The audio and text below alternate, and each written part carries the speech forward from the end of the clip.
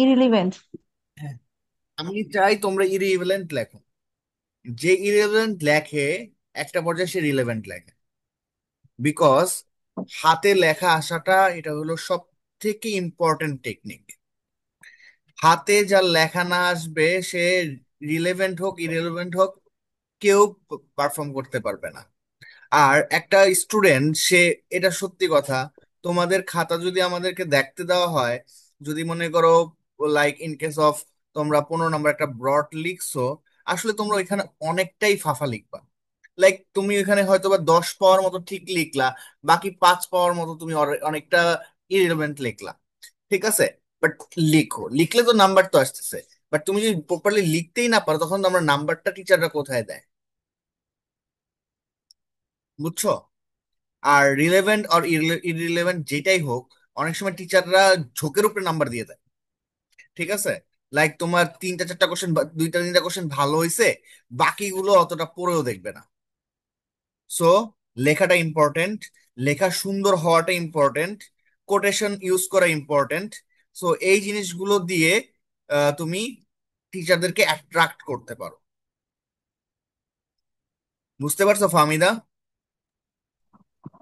আর যারা কোটেশন দেয়, কোটেশন নিজের মতো বানায় লেখে কোটেশন, তাদের কি হবে?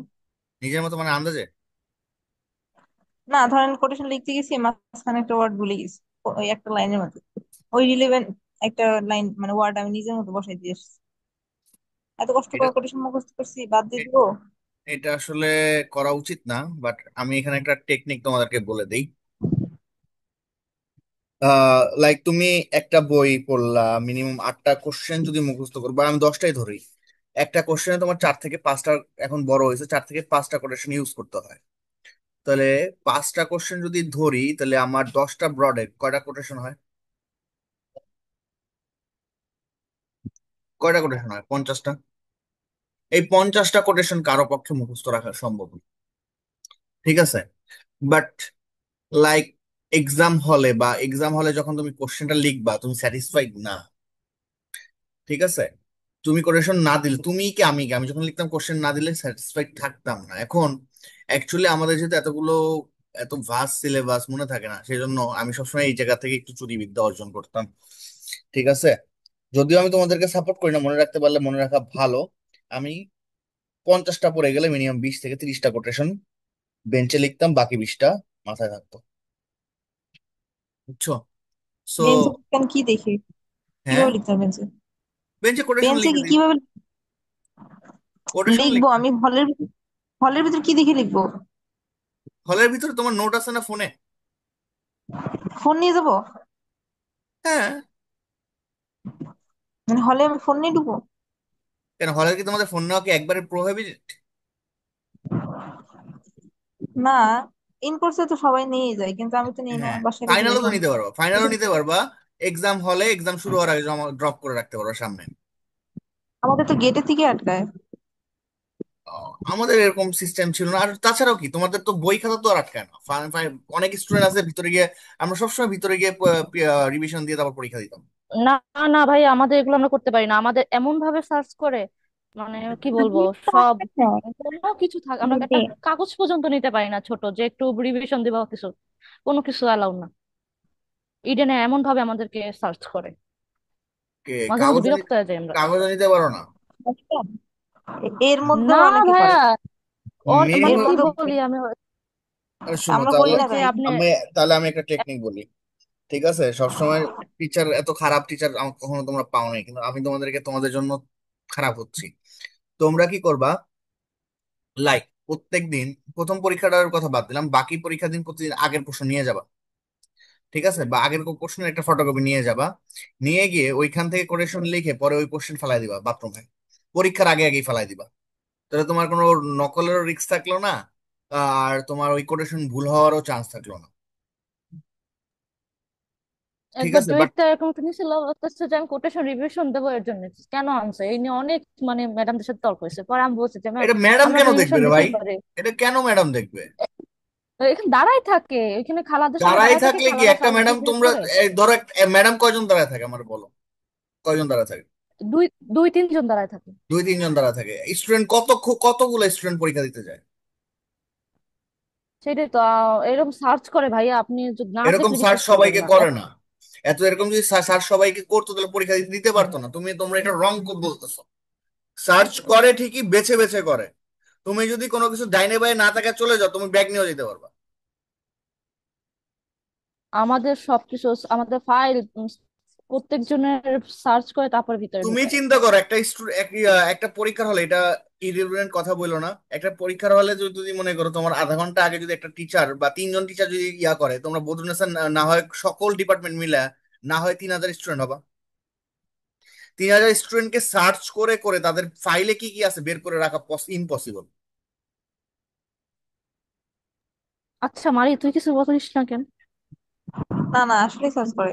কিন্তু ফামিদা, এর মধ্যেও আমার পরিচিত অনেকে এর মধ্যে ওই যে বাথরুমে গিয়ে নকল করে রেখে দিচ্ছে। না, আমি নকলের আমি কথা দেখছি। একবারও বলতেছি না তোমাদেরকে।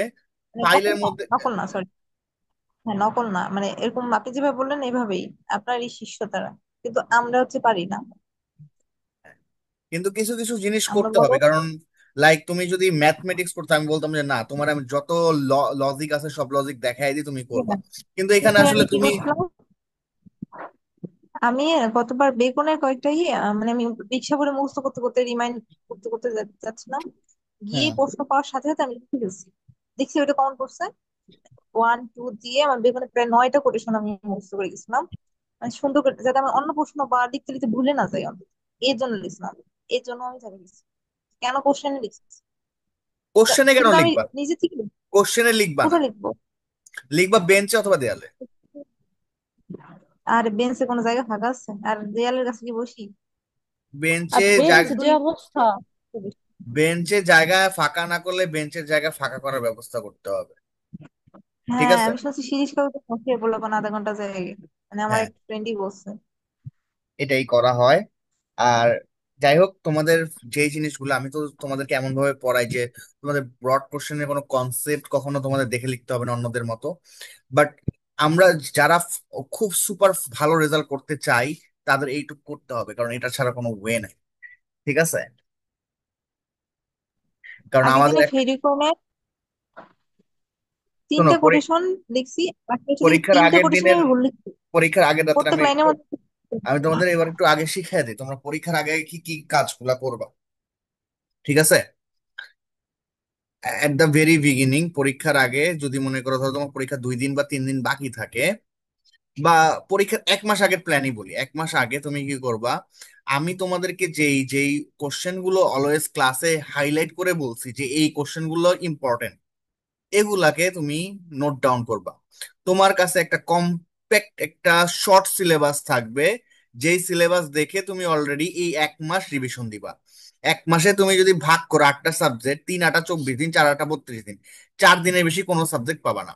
তো অলমোস্ট তুমি 4 দিন করে প্রত্যেকটা কোর্সের একটা রিভিশন দিবা। ভাইয়া ক্লাস নিলে ক্লাসের পড়া পড়বা, রিভিশন দিবা। এটা হচ্ছে পরীক্ষার আগের 1 মাসের কাজ, মানে টেস্ট হয়ে যাওয়ার পরের কাজ। ঠিক আছে।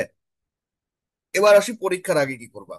ধরো পরীক্ষা আগে আসলো, তোমার অলমোস্ট সব নোট রেডি আছে, তোমার অলমোস্ট তোমার সব কিছু কি কি পড়বা সব গুছানো আছে। যেই কাজটা করবা, ধরো পরীক্ষার আগে তুমি ব্রড গুলো ভালো করে রিভিশন দিবা। প্রত্যেকটা ব্রড মুখস্থ না, রিভিশন দিবা। টাইম নিবা 3 ঘন্টা। এবং রিভিশন দিয়ে যে জিনিসটা ক্রিয়েট করবা যে তুমি আসলে এই টপিক সম্পর্কে তোমার নলেজ আছে কিনা। ফর এক্সাম্পল, তোমাকে যদি আমি বলি তুমি এলিজাবেথান অ্যান্ড জ্যাকোবিয়ান ড্রামা পড়লা, তোমাকে লাইক ধরো ওই পরীক্ষার আগে তোমার আগ পর্যন্ত তুমি এইটার কনসেপ্ট জানো যে লাইক ডক্টর ফস্টাস জানো, ম্যাকবেথ জানো, আর তুমি ধরো জানো, দ্য ডাচেস অফ মালফি। কিন্তু তুমি ওই ইয়াটার ইয়ার টপিকটা জানো না। লাইক আরেকটা কি জানো আছে, ভুলে গেছি। কি জানো, ভল্পনি। ভল্পনি তোমার সম্পর্কে আইডিয়া নেই। তো তখন কি তুমি ভল্পনি আবার পড়বা? না। ভল্পনি আইডিয়া নাই মানে কি, ভল্পনি তুমি এখন পড়লেও কোনো লাভ নেই। দ্যাট মিনস তুমি তখন ওই 3টা কি 4টা, কিন্তু আমি এটার জন্য বলতেছি না, আমি বলবো সবগুলো পড়তে, বিকজ সবগুলো যারা পড়ে তাদের পরীক্ষা ভালো হওয়ার চান্স 90% বেশি থাকে। কারণ কোনো সময় কোনো চ্যাপ্টার থেকে কোশ্চেন আসবে না, কোনো সময় কোনো চ্যাপ্টার থেকে অনেক ডিফিকাল্ট কোশ্চেন আসবে, তখন তুমি বিপদে পড়ে যাবা। ঠিক আছে। তো এই যে চারটা আমি রিভিশন দিলাম প্লাস ইয়ে করলাম, এটা কত ঘন্টার মধ্যে করব? 3 থেকে 4 ঘন্টা। এর বেশি আমার সময় নেওয়া যাবে না। ঠিক আছে? তার মানে এখন তুমি 3 থেকে 4 ঘন্টা লাইক রিভিশন দিছো, তোমার প্রিভিয়াস নোটস গুলোর, তোমার কনসেপ্ট গুলো ক্লিয়ার হয়ে গেছে, কোনটার টপিক গুলো কি কি, কোনটায় কাহিনীগুলো কি কি হয়েছে এইটুক তুমি জানো। তারপর তুমি যখন ব্রড গুলো পড়বা, আই হোপ যে তোমার ব্রড গুলো পড়তে বেশি সময় লাগবে না। ঠিক আছে? অ্যান্ড মনে রাখবা, ব্রড গুলোকে ধরো তোমার পরীক্ষার আগে যদি 2 দিন বন্ধ থাকে, তুমি একদিনে ব্রড কাভার করবা, আর আরেকদিন শর্ট আর এক্সপ্লেনেশন কাভার করবা। তোমরা যেইটা কাজ করো, ধরো ব্রড পড়তে পড়তে 2 দিন পার করে দিছো, পরীক্ষার আগে 20 মিনিট তোমরা শর্ট আর এক্সপ্লেনেশন কাভার করো। আমি কি ভুল বলছি? এটাই করো না? সকালবেলা শর্ট নোট করে যাই। হ্যাঁ। কিন্তু সেদিন সকালে। যেইখানে তোমার শর্ট নোট এন্ড এক্সপ্লেনেশনের প্রিপারেশন ব্রড, এবং আমি আগেও তোমাদেরকে বলছিলাম যে ব্রড এর থেকেও শর্ট নোট আর এক্সপ্লেনেশন প্রিপারেশন ভালো থাকা জরুরি। বিকজ এখানে 20 নাম্বার না, এখানে 50 নাম্বার। কারণ কি, তুমি যখন এই 20 নাম্বার অনেক ভালো করে লিখবা, এই 20 নাম্বারের মাইন্ডসেটটা টিচার তোমাকে ওই ব্রডে দেয়। একটা স্টুডেন্টের 4টা ব্রড ভালো, সে 4টা ব্রড টিচার মনে করো, আই হোপ যে টিচার তাকে 12 প্লাস দিছে। তো 12 প্লাস দিছে, তখন তার লেখা দেখা সুন্দর, তার 4টা ব্রড 4টা শর্ট নোটস এর আইডিয়া সুন্দর, টিচার অ্যাজিউম করে যে তার ব্রড গুলো অনেক সুন্দর। ঠিক আছে? কিন্তু তোমরা কি করো? তার ঠিক উল্টাটা করো। দ্যাটস ওয়াই আমি তোমাদেরকে বলবো, short notes and explanation are more important than broad question. Broad কোশ্চেন্সে তোমাদের একটা নার্ভাসের জায়গা থাকে যে এতগুলো নাম্বারস, বাট না, শর্ট নোটস থেকে তুমি যদি কভার করো, ব্রড নোটস বা ভালো করে তো লিখবা, তুমি তো আর খারাপ করে লিখবা না, পড়তেছো রেগুলার। তো তোমার ভালো করে লিখবা, শর্ট নোটস আর এক্সপ্লেনেশন বেশি ভালো করে লিখতে হবে। বিকজ এইখান থেকে আমি টিচারদেরকে সাইকোলজিক্যাল গেমের দিকে টানবো। ঠিক আছে? এই হলো আমার আইডিওলজি। দেন কি করবা, পরীক্ষার আগ দিন সকালবেলা বা আগের দিন রাতে তোমরা প্রত্যেকটা ব্রডে কি কি কোটেশন আছে সেগুলো একটা পেজে লিখবা। ঠিক আছে? আই হোপ লিখলে তোমাদের আহ, কখনো, আমি তো বেশি বলেছি 50টা, আসলে 30টার বেশি কখনো হয় না। ঠিক আছে? 30টা অনেক সময় হবে না। তো এই কোটেশন গুলো লিখবা। লিখে তুমি ট্রাই করবা যে তোমার কোনটা কোনটা মনে থাকে। যেগুলো মনে করবা সেগুলো কেটে দিবা, যেগুলো মনে থাকবে না সেগুলো রেড মার্ক করবা, যেগুলো মনে থাকবে না সেগুলো পরীক্ষার হলে ওই পদ্ধতি অবলম্বন করতে হবে যেটা আমি বলছি। যেটা খারাপ পদ্ধতি, কিন্তু আমার বারবার বলতে হচ্ছে, কিন্তু আমার বলতে ভালো লাগছে না। বাট এটা ছাড়া কোনো ওয়ে নাই। বিকজ তুমি এখন থার্ড ইয়ার ফোর্থ ইয়ারে, তুমি এত এত বড় বড় বুকস গুলো পড়ছো, এবং অনেক, এখানে অনেক লাইন্স তোমার জীবনে মনে থাকবে না।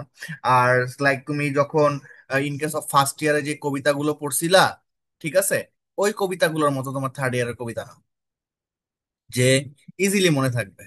তাই না? ফার্স্ট ইয়ারে তোমাদের যখন আমি পড়াইছি আহ যে ইয়ার ইয়ার পড়াইছি, your thin is my thin, my face is in your mouth, John Donne যখন পড়াইছি। তো এই জিনিসগুলো কিন্তু তোমার মনে থাকতো, কিন্তু এখন কিন্তু তোমার এই জিনিসটা থাকে না। তাহলে সবাই ক্লিয়ার এই ব্যাপারটা? আই হোপ যে ভাই তোমরা, আর হ্যাঁ। আর যদি ব্রড কোশ্চেন অ্যান্সার করা হয়, সেটা কি খারাপ? অফকোর্স খারাপ টেকনিক ব্রড কোশ্চেন। বিকজ তুমি একটা বড় রাইটিং লিখছো, তার মানে কি ব্রড কোশ্চেন তোমার টিচার খুব মনোযোগ দিয়ে পড়বে। সো তুমি একটা broad question like 7 page 8 page, তুমি যদি খুব কনফিডেন্ট থাকো, সুপার কনফিডেন্ট থাকো, এই 7 পেজ 8 পেজে আমি টিচারকে অ্যাট্রাকশন দিতে পারবো, দেন ইটস ওকে। ঠিক আছে? বাট ইটস ভেরি ডিফিকাল্ট, কারণ তুমি 7 8 পেজ যখন লিখবা, তখন তোমার ওইখানে ইরেলেভেন্ট টপিক আসবে, ওখানে তোমার ভুল হওয়ার চান্সেস বেশি থাকবে, রাদার দেন তোমার ওই 5 নাম্বারের শর্ট নোটস এবং এক্সপ্লেনেশন থেকে। So it's not a good technique. Clear? হ্যাঁ। না, কোনটা কত পেজ লিখলে ভালো হবে, মানে আইডিয়াল ইয়ে কত, লেন্থ কত? হ্যাঁ। মানে লেখার আইডিয়াল লেন্থটা কত? মানে টিচারদের জিজ্ঞাসা করলে বলে না ঠিকঠাক মতো যে ব্রড কতটুকু লিখবো, শর্ট কতটুকু লিখবো। আচ্ছা, it varies on different different course by course, but as usual তোমাদের এখন টার্গেট রাখতে হবে, লাইক তোমাদের যেগুলো গল্প, এগুলোতে তোমাদের অটোমেটিক তোমাদের হাতের ফ্লুয়েন্সি চলে আসবে। আর তোমার লাইক তোমার ইয়ে হবে, লাইক অনেক বেশি আইডিয়া জেনারেট করতে পারবা। সো এগুলো টিচার চায়ও যে তুমি বেশি লিখো, কারণ বেশি না লিখলে তো তুমি তোমার কোর্সে কোশ্চেনের কোশ্চেনের তোমার টার্গেট ফেস করতে ফিল আপ করতে পারবা না। দ্যাটস ওয়াই তোমার এগুলো 8 পেজ 9 পেজও লেখা লাগতে পারে। ঠিক আছে? আর যেগুলো কোশ্চেন গুলো হচ্ছে তোমার পোয়েট্রি রিলেটেড, একটা পোয়েট্রিতে তো তুমি চাইলেও 8 পেজ 9 পেজ লিখতে পারবে না, বিকজ এতগুলো টানতে পারবে না। সো পোয়েট্রিতে একটা ফেজ তোমাদের ইয়া করতে হবে, সেটা হচ্ছে পোয়েট্রিতে 7 পেজ, এটা মোটামুটি মিনিমাম। আর তুমি যখন লিঙ্গুইস্টিক্স আর ক্রিটিসিজম লিখবা, মনে রাখবা ক্রিটিসিজম কখনোই 6 পৃষ্ঠার বেশি না। ঠিক আছে? কারণ ক্রিটিসিজমে তখনও বানায় লিখতে পারবা না। লিঙ্গুইস্টিক 4 থেকে 5 পেজের বেশি না। ঠিক আছে? ইভেন লিঙ্গুইস্টিক্সে কখনো কখনো 3 পেজ লিখেও ফুল নাম্বার পেয়ে যাবা। ঠিক আছে? সো লিঙ্গুইস্টিক্স এর ব্যাপারটা টোটালি আলাদা। লিঙ্গুইস্টিকে যদি তোমার কনসেপ্ট গুলো এবং কনসেপ্ট গুলো ঠিক থাকে, তুমি যদি 2 পেজও লেখো একটা ব্রড কোশ্চেনে, সেই কোশ্চেনটা আপ টু দা মার্ক। টিচারের কাছে সেই কোশ্চেনটা মনে হবে যে না, এটা পারফেক্ট।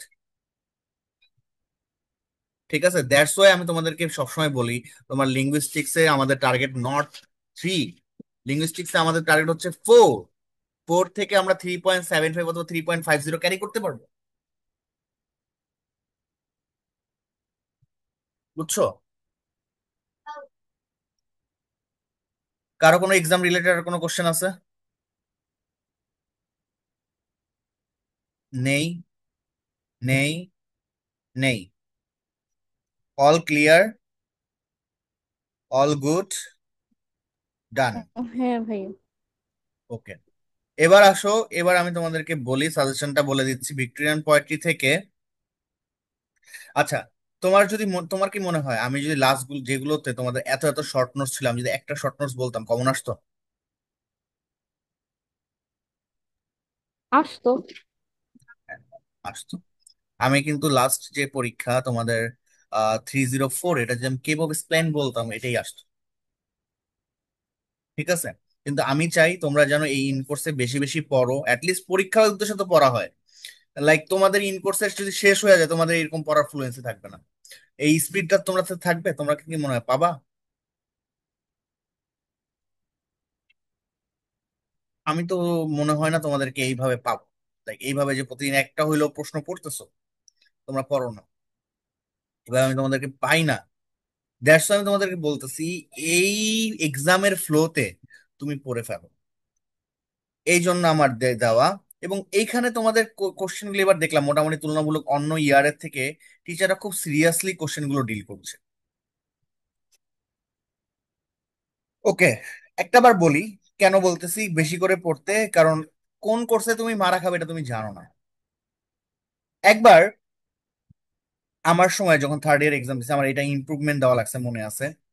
এই ভিক্টোরিয়ান পোয়েট্রি, এইখানে আমি যে যে কোশ্চেন গুলো বলবো তোমার পরীক্ষায় সেই সেই কোশ্চেন গুলোই আসবে। But all day is not your Sunday. Sometimes তুমি প্রবলেমে পড়বা। আমার সময় discuss Robert Browning attitude towards art and life, এগুলো আসে নাই। রবার্ট ব্রাউনিং এ অ্যাজ অ্যান অপটিমিস্টিক পয়েন্ট, এটা আসে নাই। Robert Browning as a revolutionary point, এগুলো আসে নাই। আমার সময় আসছিল write a note about conflict between religion and passion in Browning's Fra Lippo Lippi. তোমাকে যদি আমি এইখান থেকে চুজ করতে বলি, আম আম প্রিটি শিওর দ্যাট তুমি সবার আগে এই discuss ব্রাউনিংস attitude toward art and life এটা চুজ করবে। এন্ড আমি হলেও এটাই করতাম, বিকজ এই কোশ্চেনটা আসলেই ইম্পর্টেন্ট। বিকজ কারণ এখানে তোমার টোটাল সবগুলো বই কভার করছে, কিন্তু এখানে কি সবগুলো বই কভার করছে? Write a note as a Browning's Fra Lippo Lippi, no. তো ওই বছর আমাদের পরীক্ষায় আসছিল কোনো ব্রড কোশ্চেন এরকম আসে নাই যে 5-6টা বই। সবগুলো ব্রড এরকম আসছিল যে তুমি একটা ব্রড পড়ে, একটা বুকস পড়ে বা একটা কবিতা পড়ে যেটা লিখতে পারো, এরকম একটা কবিতা বেস প্রশ্ন হয়েছিল। সো সো আমি তোমাদেরকে এই জন্য সাজেস্ট করি যে আমি যে সাজেশন গুলো দেই, আমি অলরেডি তোমাদের টিচারদের থেকে অনেক সাজেশন শর্টই দিই। শর্ট দিই না বলো? প্রতিবারই তো দিই। তারপরও যদি তোমরা ইন কেস অফ তোমাদের জন্য শর্ট করো, it will be very dangerous.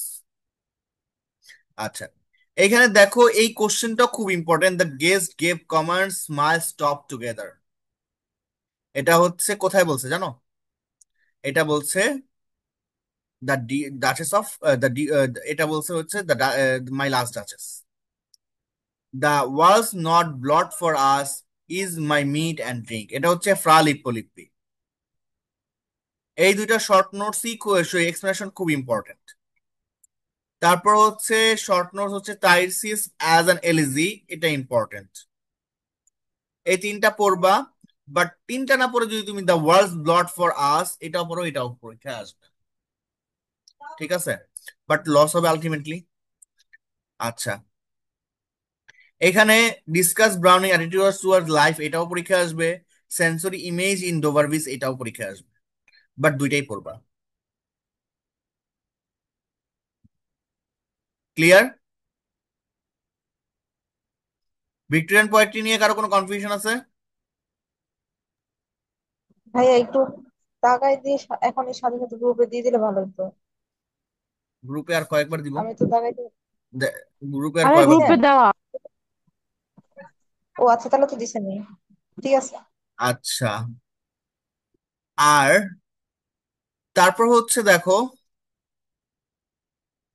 এখান থেকে একটা শর্ট নোটস পড়লেই আসবে আমি জানি, দ্য গোল্ডেন ফ্লিস। ঠিক আছে, বাট তোমরা কেন খালি গোল্ডেন ফ্লিস পড়বা? তোমরা হোমারিক সিমিলি পড়বা, এটাও পরীক্ষা আসার মতো। ফাইনাল, আমি নট টার্গেট, আমি তো তোমাদের সবসময় বলি কখনো এই ইনকোর্স টার্গেট রাখবা না। ইনকোর্সে ইনকেস অফ তুমি যে অ্যাবসেন্টও থাকো তাহলেও তোমার ফেল করাই দিবেন। ঠিক আছে, প্যারিস, প্যারিস পড়বা। প্যারিসটা খুব ইম্পর্টেন্ট। ঠিক আছে, আসবে এবার পরীক্ষায় ফাইনালে। দ্য গোল্ডেন ফ্লিস পড়বা। এখান থেকে এক্সপ্লেনেশন পড়তে পারো আর শার্প শার্প টেম্পার্ড ওমেন, এটা হচ্ছে মিডিয়া থেকে আসছে। ওকে, এটা পড়তে পারো। হোমার থেকে হেক্টর থেকে কোনো শর্ট কোশ্চেন পড়া দরকার নাই।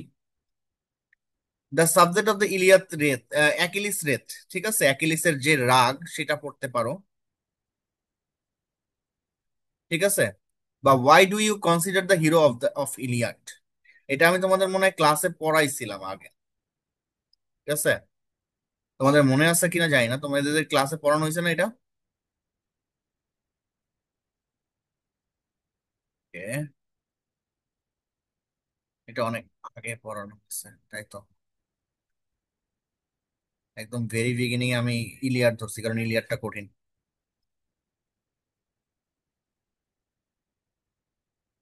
The rape of the lock, preface to the lyrical ব্যালাডস, places of articulation. এই আগের নোটস গুলো কোথায়?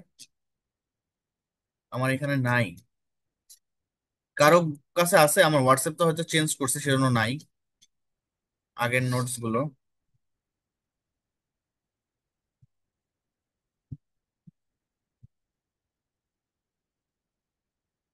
আচ্ছা, ওকে, তাহলে আমি আজকে নোট পড়াবো না। আজকে তোমাদেরকে সবগুলোর ডেসক্রিপশন পড়াবো এবং তোমরা আগে ডেসক্রিপশন গুলো সবগুলো স্টোরি লাইন গুলো একটু ভালো করে পড়বা। তারপর দেন তোমাদের কালকে সেগুলো নিয়ে কাজ করবা। ঠিক আছে?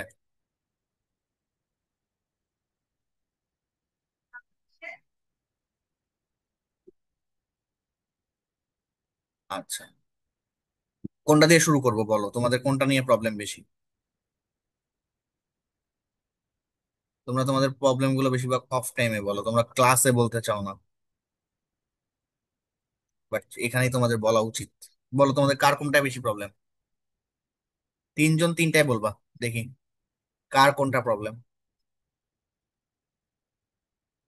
বা কে কোনটা চাও যে আমি এখানে ডিসকাস করি।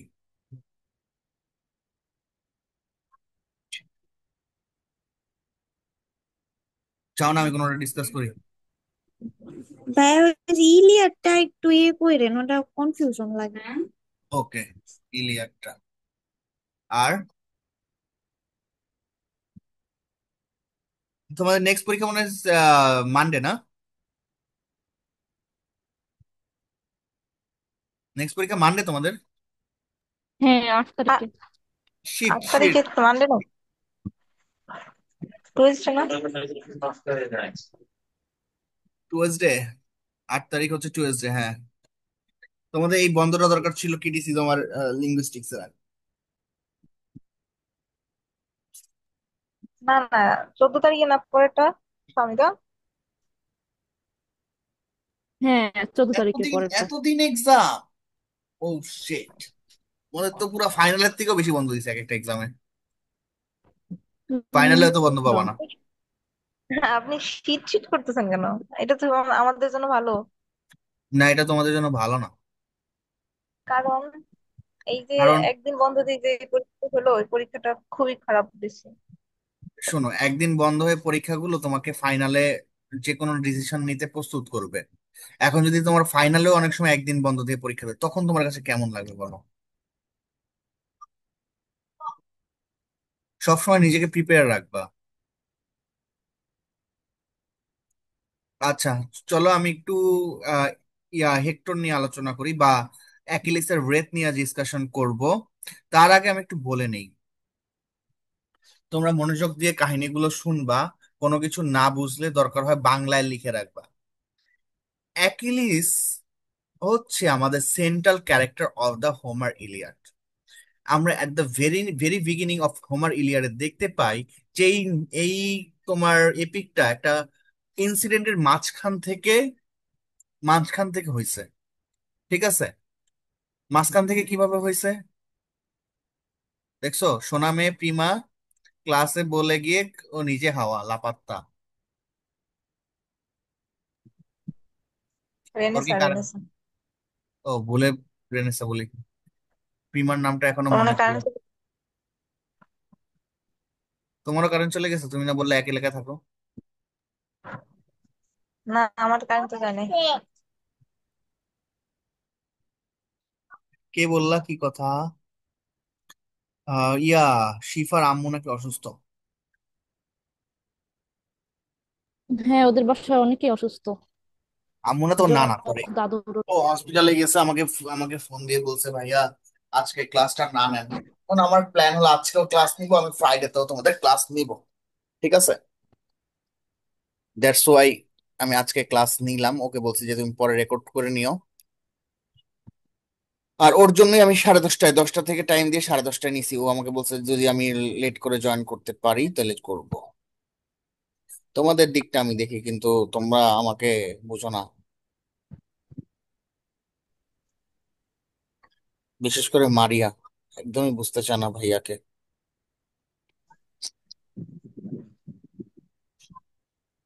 মামা, আমার তো কবেলা তো নাই, কি তুমি করবো তা? তুমি ক্লাস বুঝি। করবা মামা? তোমার মা কি ক্লাস করবে, তুমি ক্লাস করো। ভাইয়া, আপ- আপনি জানেন ও কবে থেকে ঘুরতেছে যে আমি একটা কবিতা বলবো মামাকে? বলো, চান্স পাচ্ছে না। বলো মামুনি, আপনারা সবাই অনেক প্রশংসা। বলো। আমরা তোমার কবিতা শোনার জন্য ওয়েট করে আছি। বলেন এখন। এখন না গো, বাচ্চা করে একটু এবার কাগজ থাকে কেমন করে খুশি মারা দোকান তালে খুলে পাকে। Very good, very good. তুমি খুব ভালো করেছো মামুনি।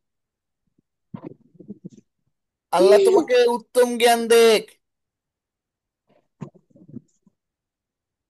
তুমি অনেক অনেক জ্ঞানী হবা ইনশাআল্লাহ। থ্যাংক ইউ দিদি। তোমার ইউ আর মোস্ট ওয়েলকাম। তোমার আম্মুর মতো ফাঁকিবাজ হবা না। ঠিক আছে? তোমার বাবার মতো পরিশ্রমী হবা। ঠিক আছে, থ্যাংক ইউ। Thank you. টাটা, আবার দেখা হবে। আচ্ছা, পাইছি যেই মেশিনটা আমি খুঁজতেছিলাম।